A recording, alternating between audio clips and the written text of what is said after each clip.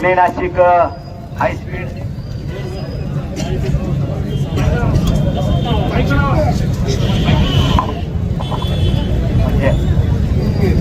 Pune Nashik semi high speed रेल्वेच्या आंदोलनासाठी उपस्थित तालुक्यातील सर्व मान्यवर ग्रामस्थ मंडळी, सर्व पक्षाचे पदाधिकारी, लोकप्रतिनिधी, उपस्थित बंधूंनो, भगिनींनो आणि विद्यार्थी मित्रांनो, खर तर जुक जुक जुक जुक आगीनं गाडी धुरांच्या रेषा हवेत सोडी, चाकणची MIDC पाहूया आणि राजांच्या गावाला जाऊया, हे आमचं स्वप्न कधी साकार होणार हे आम्ही आमच्या लहानपणापासून आपण सारेजण बघतोय. खरं तर अशा पल्लवित व्हायला लागल्या होत्या मागच्या 10-12 वर्षामध्ये. आता रेल्वे होईल, मग रेल्वे होईल. सुरेश प्रभूजी गेले, सुरेश कलमाडीजी गेले, मधु दंडवते साहेब गेले, जॉर्जी गेले. नंतरच्या काळामध्ये आपल्या अशा पल्लवित झाल्या, काहीतरी होऊ लागलं. आपल्या सगळ्यांना वाटलं आता रेल्वेचा रूळ आपल्याकडे पडणार आणि रेल्वेची विसल, रेल्वेचा भोंगा आपल्याला ऐकायला येणार. त्याच्यातही खोडा आला. एक 4 वर्षापूर्वी आपल्या सगळ्यांना जाणीव आहे, रेल्वे आपल्याकडे मंजूर झाली. 1600 कोटी का 16 रुपये 1600 कोटी रुपये मला वाटतं त्याच्या आराखड्यासाठी मंजूर झाले. आमच्या नारायणगाव, हिवरेतर्फे नारायणगाव या परिसरातून झाडं मोजली, जागा मोजल्या, घरं मोजली, विहिरी मोजल्या. मग आम्हाला वाटायला लागला आता 100% रेल्वे होती. काहींना वाटलं की रेल्वे होऊ नये वगैरे वगैरे, या सगळ्या गोष्टी आपण पाहिलेल्या आहेत. आता मला एक कळत नाही, आपण यापूर्वीच्या सगळ्या वक्त्यांनी जवळजवळ सगळ्यांनी सांगितले की GMRT. मला एक कळालं नाही. कुणी गडबड करू नका, फक्त ती अँब्युलन्स जाऊ. Maharashtra rail infrastructure development corporation म्हणून एक कंपनी स्थापन झाली. 50% भाग राज्याचा, 50% भाग केंद्राचा. आणि आता आपल्याला वाटलं की 100% आपल्याकडे रेल्वे होणार. त्याच्यात माशी शिंकली. कुणीतरी नवीन वैष्णव म्हणून आले. याला वैष्णव म्हणजे खरं तर पंढरीचा वारकरी वाटतो, आपल्याला चांगलं वाटतं. पण या वैष्णवांनी एक वेगळीच घोषणा केली आणि अलाइनमेंट बदललं आणि म्हणले की नारायणगाव मार्गे किंवा चाकण, खेड, राजगुरुनगर, मंचर, नारायणगाव, आळे फाटा मार्गे जाणारी रेल्वे कुठून तरी दुसरीकडे जाणार. मला काय कळत नाही आपण काय पाप केले. छत्रपती शिवाजी महाराजांनी या तालुक्यामध्ये शिवनेरीवरती जन्म घेतला. त्या छत्रपती शिवाजी महाराजांच्या जन्मस्थानाकडे जाणारी रेल्वे इथं होत नाही. अष्टविनायकांपैकी एक असलेल्या गणपती बाप्पाकडं, वरदविनायकाकडे जाणारी रेल्वे होत नाही. खरं तर आपलं दुर्दैव आहे.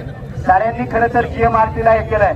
माझं स्वतःचं किंवा आपल्या सगळ्यांचं म्हणणं असं आहे, GMRT मुळे जर आम्हाला रेल्वे येत नसेल तर ती GMRT देखील गुंडाळून तुम्ही तुमच्याकडे घेऊन जा, आम्हाला गरज नाही. मगाशी अनेकांनी सांगितलं GMRT साठी अनेक आंदोलनं झाली. स्टाफ मध्ये कोण आणि किती लोक आपल्या जुन्नर तालुक्यातले जे खरं तर तिथं शोधलं पाहिजे.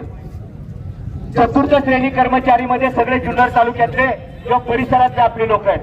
GMRT मुळे कोणतीही अडचण नाही. मगाशी सुजित भाऊंनी सांगितलंय GMRTच्या लोकांबरोबर आपलेही संबंध आहेत, फक्त वेगळी काहीतरी कारणं दिले जातात.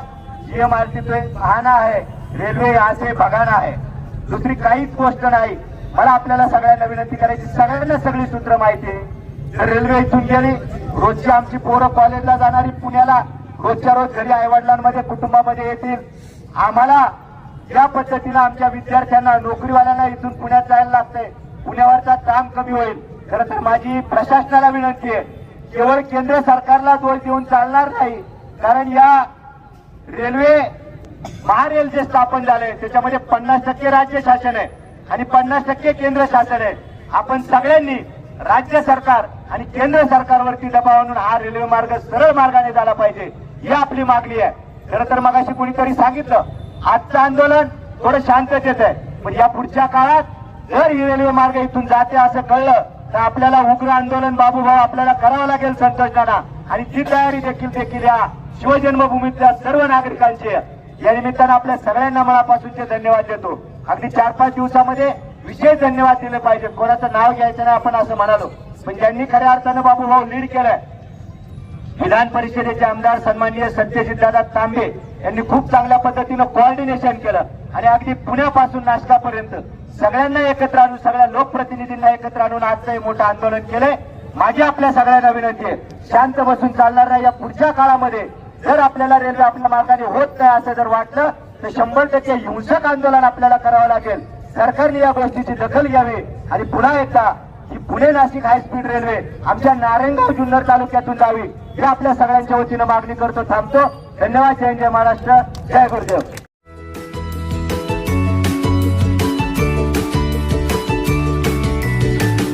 बातम्या शेतीच्या, बातम्या मातीच्या, बातम्या अन्यायाच्या, गुन्हेगारीच्या,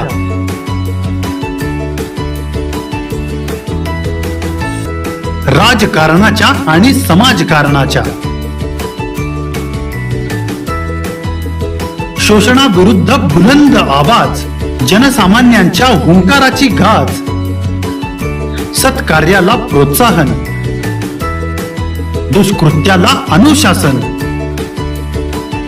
निर्भीड, निस्पृह, सडेतोड, बेधडक आणि रोखटोक म्हणजेच विघ्नहर टाइम्स. शोध बातमीचा, ध्यास सत्याचा.